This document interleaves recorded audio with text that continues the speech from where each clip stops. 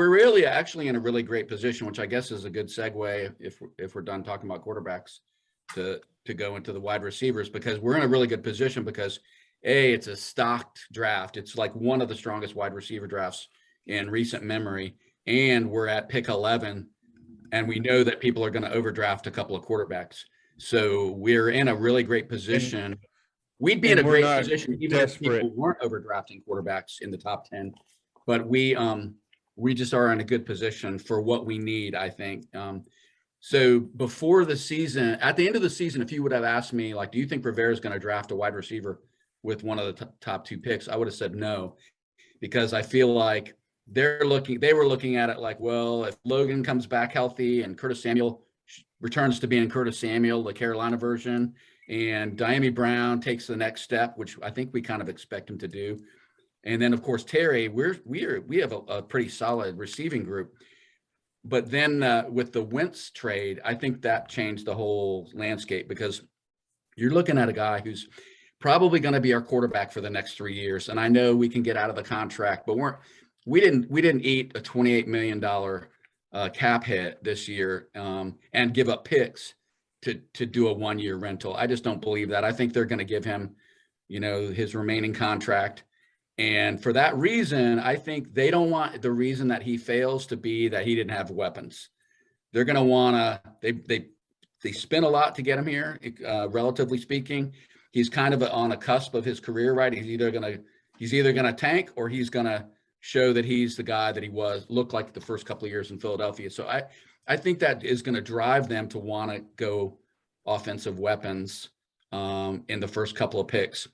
So I think they are going to draft a wide receiver with one of the first 2 picks, and they might even draft a running back in this draft, even though we could argue we don't need one.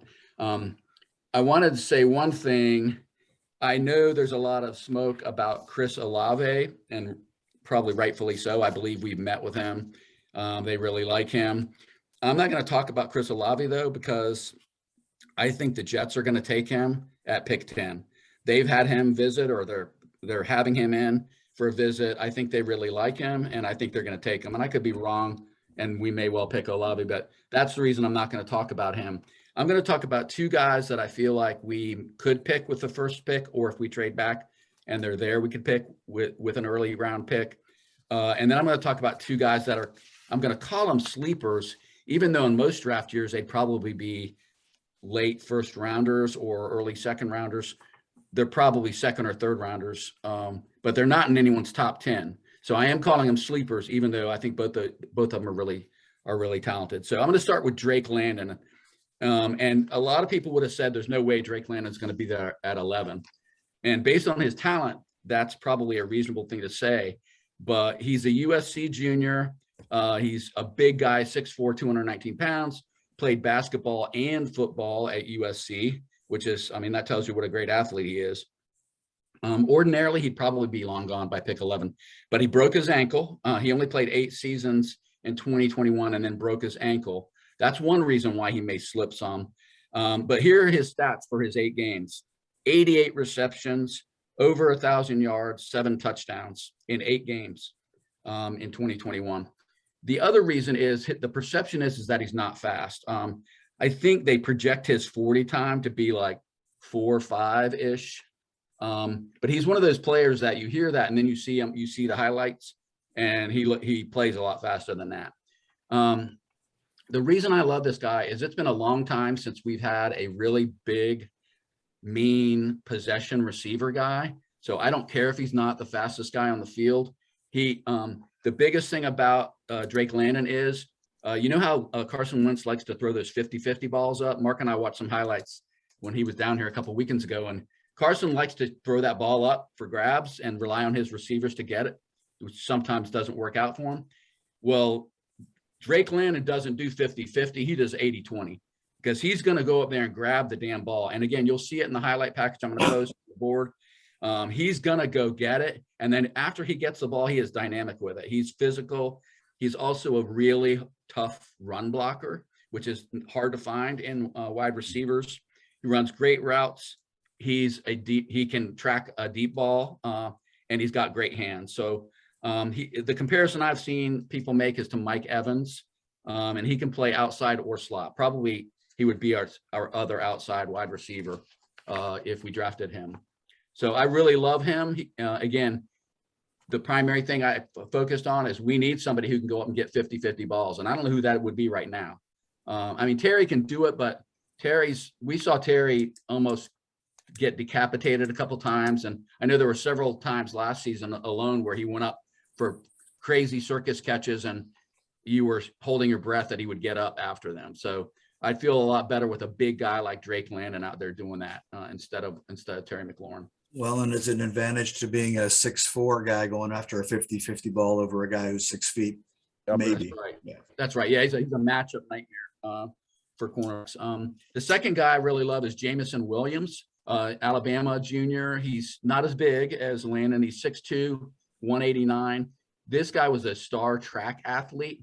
So if you want to call Drake Landon thunder, this guy's the lightning. He ran a 4.25 40. He's probably the best deep ball threat in this draft amongst a number of really great wide receivers. The guy he's just a freak in terms of speed. He set state records in high school. In 2021, he had 79 catches for almost 1,600 yards, averaged almost 20 yards a catch, and had 15 touchdowns. He did tear his ACL in the national championship game. So that's obviously something to consider, but he is a deep ball home run threat like every time he touches the ball. And that's the other thing Mark and I noticed when we were watching Carson Wentz is he is not afraid to put it down the field, even into coverage at times. But I think he could feast with a kid like this. He's super quick. And you'll see on the highlight reels, if he gets a seam, he is gone. You're not catching him. He's like a big play waiting to happen. He almost reminds me of Deshaun Jackson, but he's faster than Deshaun Jackson, if you can imagine that. I don't suppose he returns punts. I don't think he did returns at Alabama, but anyway, he will drop a few, and he's not the blocker. He's not going to be a big blocking wide receiver, but as far as like a deep ball threat, he would be amazing. So those are my two guys that I would love to see us. I didn't mention about 6 other guys like Garrett Wilson, Chris Olave, Christian Watson, Treylon Burks, and George Pickens, who are all also slated to go first or early second round. So there's a lot of good options out there, but those are the guys that I like the best. And then my last 2 guys, I'll try to move quickly here. Wandel Robinson is a 5'11", 185-pound wide receiver. He played for Nebraska, and in 2021, he transferred to Kentucky. And in his first season at Kentucky, he broke the school record for number of catches with 104 and the number of receiving yards, 1,334 with 7 touchdowns. He is a kick returner, and he also played a little bit of running back as well. He was the MVP of the 2022 Citrus Bowl, which Kentucky won, by the way. I'm a Kentucky boy, so that may be one of the reasons why I know a little bit about him. He also won the Paul Canadian Hog talks a lot about like intangibles and leadership and like character. Well, this kid, Wandel Robinson, won the Paul Hornung Award in 2018 in high school for the best high school football player in Kentucky. So he's had a career where he set the bar high. I mean, he goes to Kentucky in 1 year and breaks school records. It's pretty amazing. He's very quick. He's elusive. Some people say he would be like a gadget player at the NFL, but I think he's going to be a really great slot receiver. And the kind of guys that he reminds me of, somebody called him a slower Tyreek Hill. Cole Beasley is probably a good comparison, or probably the low end would be like a Brandon Cooks type player. So I really love him. And then the last guy, I think Burgundy Burner has a man crush on this one because I have seen him comment about Calvin Austin. And Calvin Austin is a Memphis. He's a player. He's a redshirt senior. He's a little guy, 5'8", 170 pounds. He also ran a blazing 40, a 4.32. In 2021, he had 74 catches for almost 1,200 yards and 8 touchdowns. He almost duplicated that in the previous season. So he's had 2 seasons where he was the leading receiver in his conference. Very shifty, very fast. One of the scouts described him as a separation factory, which I thought was kind of funny. And he's just a very explosive guy, small, but he's fast, he's shifty, and he has some speed. Of course, the size is always a concern, but you're not going to be asking this guy to clear out the middle, right, for the running back or whatever. You're gonna use him as a deep ball or slot receiver threat. So those are the guys that I honed in on. Isn't Williams the one coming off an Achilles? In ACL. ACL. I'm sorry. Yeah, both my top guys are coming off injury. One's an ankle fracture in Drake Landon, and then Williams had the ACL. I really like what I see from Williams too, but that's a gamble. Certainly at 11, that would be a gamble. Most of the mocks that I've looked at in the last week or so have London going 10 to the Jets right ahead of us, which should be really sad. I feel sorry for the guy if he goes to the Jets, because that's like the place wide receivers go to die. Wide receiver purgatory. It is. It's horrible. I mean, you think about all the brilliant wide receiver talent that's gone there over the years and then done absolutely nothing because, well, it's the Jets. I don't want to say we can't lose if we go wide receiver at 11. I'm tempted to say it though, because again, they take him, we'll take Olave, or I mean, there's so many good wide receivers. It's just a matter of picking the ones that are going to really be the stars. And Burks, I like. He's not super fast, but he's got good size. He's another guy that like does the 50-50 ball thing really well. I mean, he's just aggressive and goes and gets the ball. But yeah, and now watch. I predict that we will not pick a wide receiver in the draft after all of that. Of all the guys you talked about, John, and actually all the guys I've seen as far as wide receivers are concerned, I think London's the guy I like best. And largely I like him best because he's really the only big body. I feel like we have the speed. And we have the speed covered, we got blazing speed already. That's the thing. We don't need another, 6 foot 190, 6 foot 200 guy. We've got the market cornered on 6 foot 200-pound wide receivers that can get after it. And, between Mclaren and Samuel and De'Ami Brown, I look at our wide receiving core and I go, what we're missing is that big guy that goes out there and muscles the cornerback. He's open at 12 yards every single play, just like Art Monk. We've never had. I thought about Art Monk. We haven't had that guy since Monk, really. No, we really haven't. And Monk was 6'2". He wasn't the real, but he was physical. But imagine, I've never seen a guy like with a Calvin Johnson body in a Washington uniform ever. No, you're right. And I said since Monk, but I in my head, Monk is bigger, but that's because in those days cornerbacks were smaller. I was gonna say Monk was only 6'2", but corners were 5'11", not 6'3". Right. Monk was playing against 5'10", 5'11" guys, not 6'1", 6'2" guys. Yeah, they had players like London back then. They called them tight ends. Exactly. Yeah, exactly. And so I mean, if we're gonna go wide receiver at 11, and I don't know, I don't know what we do at 11. If other players were rated more highly, I know exactly what we do at 11. We draft another linebacker. I'm not sure there's a middle linebacker out there worth the 11th pick in the draft. There's only one. That's sort of a consensus first rounder.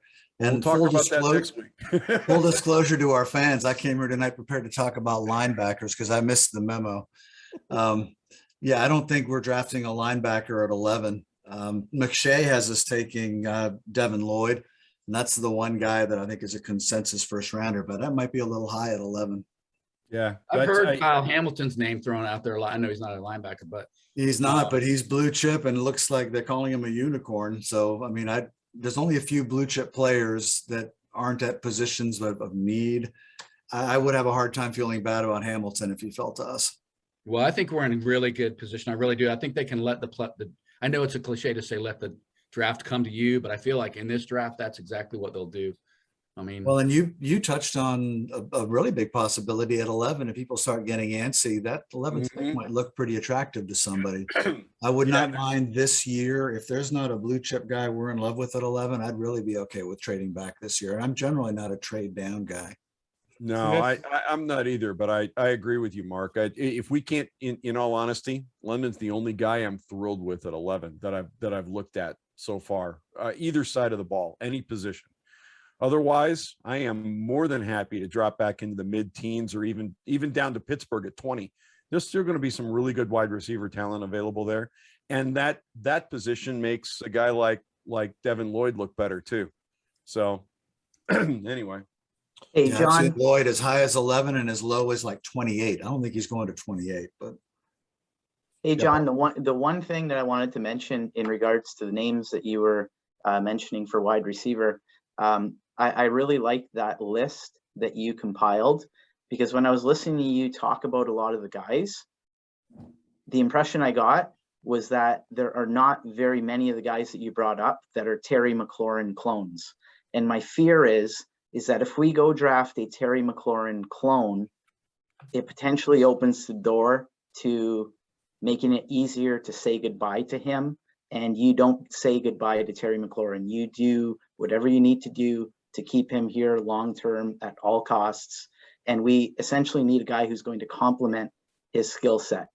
Again, my fear is a clone, opens that door up to, potentially making that decision become a little bit more easy if cost and price of Terry McLaurin becomes a factor down the road.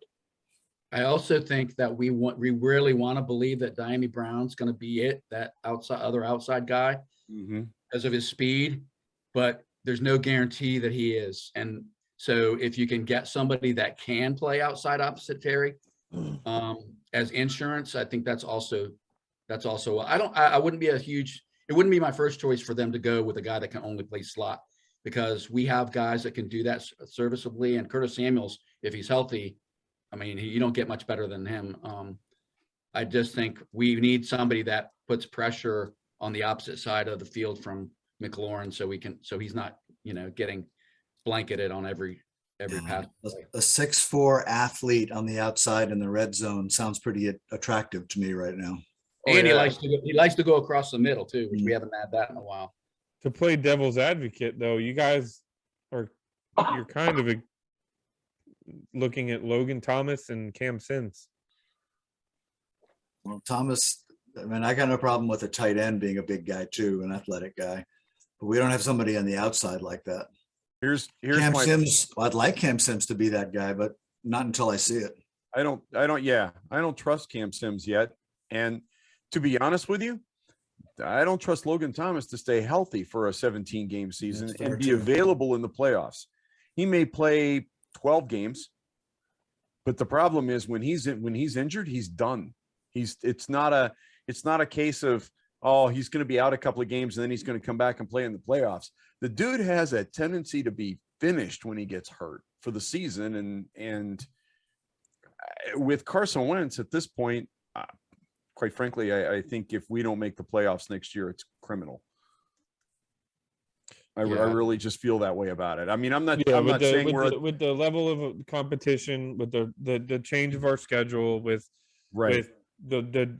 I mean, Philly's got 3 first-round picks, but nobody's looking at them like they're a powerhouse. The Giants are, again, the Giants.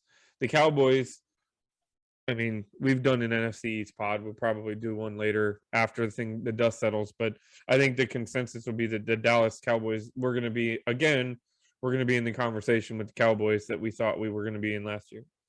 Right. Certainly our new ownership group is going to expect a playoff berth this year. That would be nice. But you guys were talking about Bravo.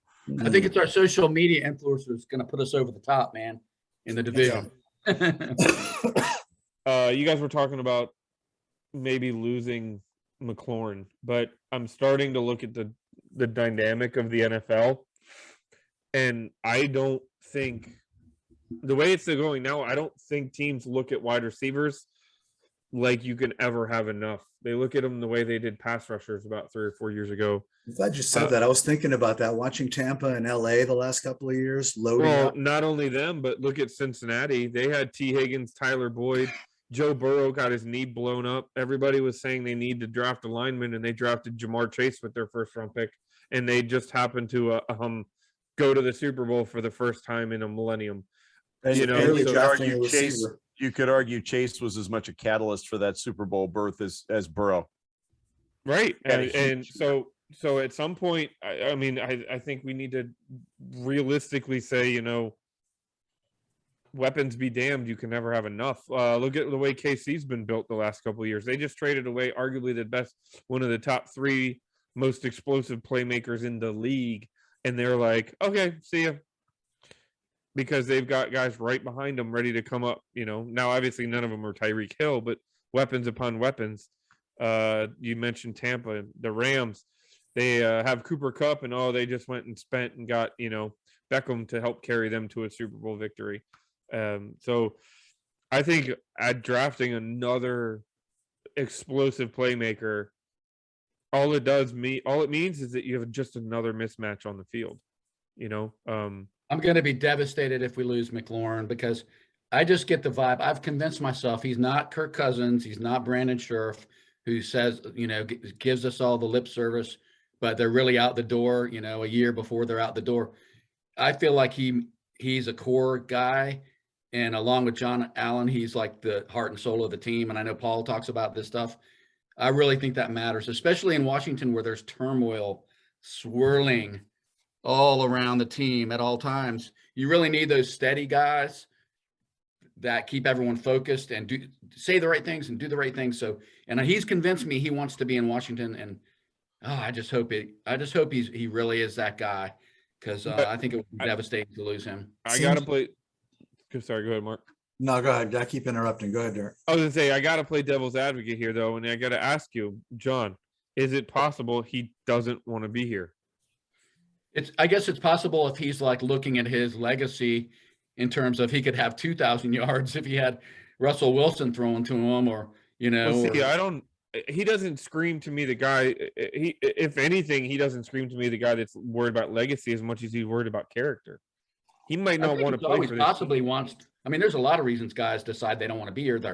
Their girlfriend or their wife doesn't like it here, or their family somewhere else. There's tons of reasons why people decide, or they just want to. You know, it's exciting to have some suitor offer you a gazillion money, and you're the brand new shiny toy, and that's an exciting thing. That would be for anybody. I think a big X factor right now with Terry McLaurin is going to be what kind of relationship he develops with Carson Wentz, and if they are on the same page, because his life looks very different with Carson Wentz playing well than it might have with Taylor Heineke playing well. That's true. I think he's got this year. I think we'll say a lot about whether he stays or goes, how he works with Carson. I've always had the impression with McLaurin that if he puts up 2 catches for 15 yards and the team wins, he had a good day. He seems like that. And if he puts up 12 catches for 225 and 4 touchdowns and the team loses, he's going to be pissed off.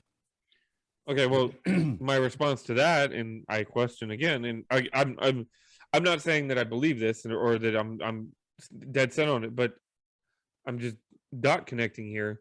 He could easily look at this team and say, I've busted my ass and we've won 7 games last year and 7 games this year.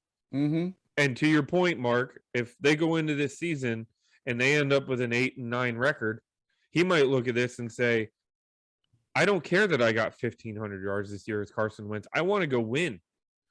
That's what he really cares about, because like you said, he could have 2 catches for 15 yards and the team win the football game, and that's what he enjoys the most.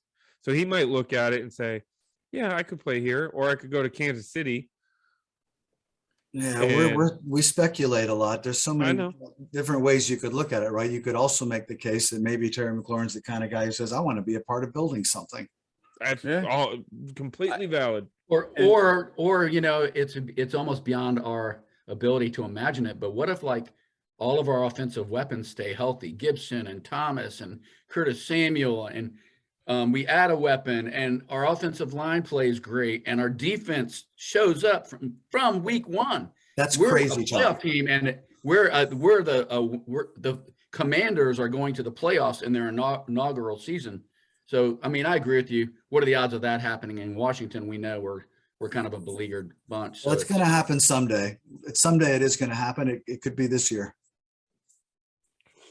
So there. Okay, my whole point to that story was, John, if that is the mentality, we'll probably never know it. But if that is the mentality, does it hurt a lot less knowing that you let him go? And is it a prudent move to now draft a wide receiver at 11, knowing that he's not coming back?